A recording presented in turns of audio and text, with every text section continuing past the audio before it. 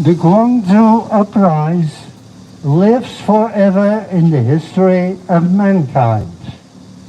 150 years ago, the Commune of Paris, France, started as an insurrection and became a revolutionary socialist government that controlled Paris from March 18 to May 28, 1871. It was brutally repressed, and thousands of workers were killed by the capitalist government. Karl Marx supported the uprising and concluded that one can and must not take over the bourgeois state, but break it in a revolution. In the Moscow, Russia uprising between December 7 and 17, 1905, thousands of proletarian workers joined in an armed insurrection against the imperial government. The uprising ended in defeat for the revolutionaries. 1,059 rebels were killed, include 137 women and 86 children.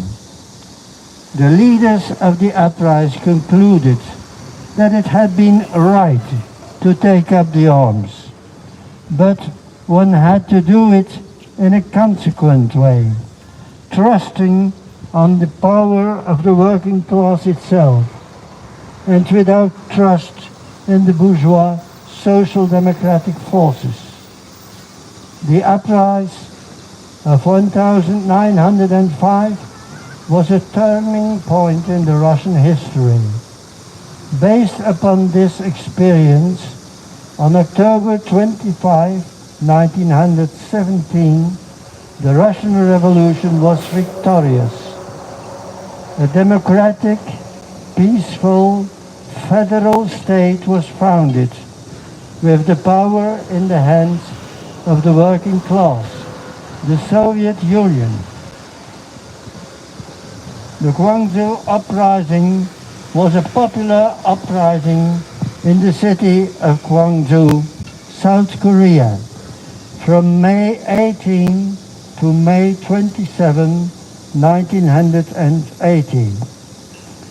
The local Changnam University students had been demonstrating against the martial law and were fired upon.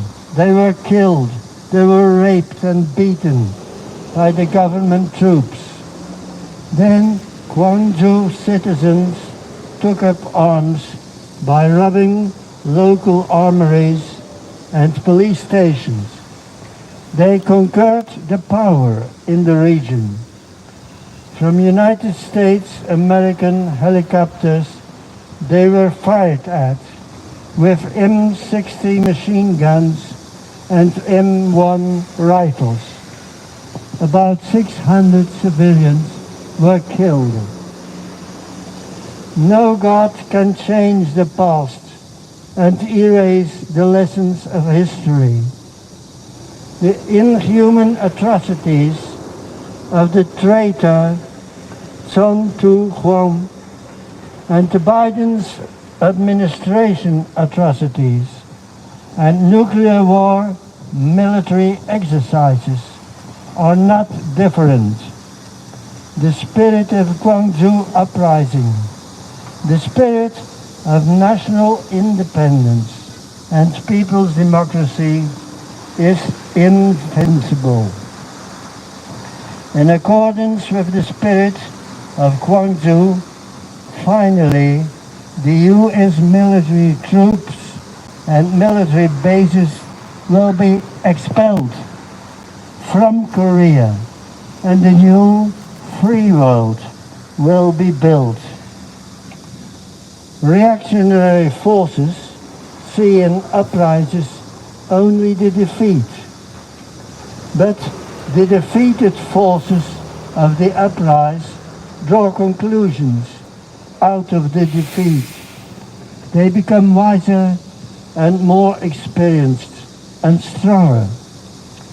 The victorious reactionary forces become more arrogant and reckless and weaker.